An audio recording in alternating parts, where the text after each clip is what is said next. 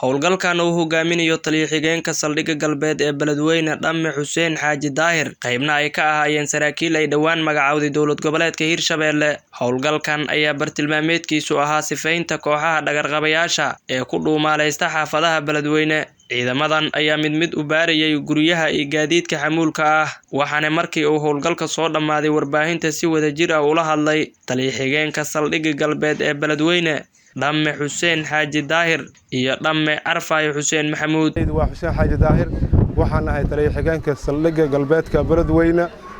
waxaan ku shaaki meeshaan howlgal ka qaadnay. xaafadda waa xaafad aad u ballaaran. magaalada gudaheeda baaritaan ka sameynay.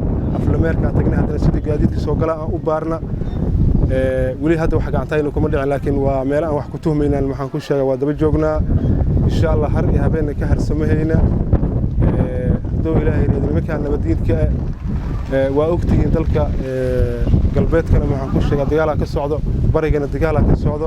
waxaan u sheegay shacabka insha Allah intii nala shaqeeyaan ay booliskooda la shaqeeyaan iyo mudada la shaqeeyaan annaga iikan u shaqeynooyina iikan u dhiminaynaa aan naftayna u horeynaa. habeenii maalin waa u soo jeedaynaa oo u soo jeednaa. marka insha Allah waxaan leeyahay shacabkana dawladooda la shaqeeyaan maamulkooda la shaqeeyaan. insha Allah galbeedka wuxuu noqon doonaa meesha ugu amni badan uu noqon doonaa. kama saaxanayn insha Allah haduu Ilaahay raado in muwaadiniinta ay nabad ku saxdaan oo maxaan ku sheegaa ay nabad ku saxdaan aan ka shaqeynayna. howlgalkana mid istaagaya ma waa ku soconaa tilmaantoodan haysanaa godadkay ku jireen ugu soconaa. waxaan soo aragnay dhowr meel oo kawaan weeheed oo xoolaha ku qalin jireen.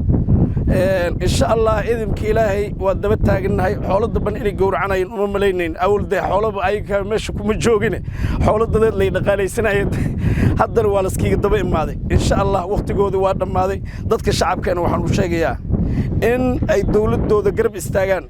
dadkay ka dhasheenaan nahay dadkay dhaleenaan nahay dadkay xil ku waayaan nahay inayna soo garab istaagaan godadka ay ku jiraan meelaha biyaha ka dhaasadaan intaba aan wax la wadaagno ceel ay goyn karaan male. insha Allah waana beegsanayna waana daba soconaa. Nuur Maxamed Cali, warbaahinta qaranka Soomaaliyeed, magaalada Beledweyne.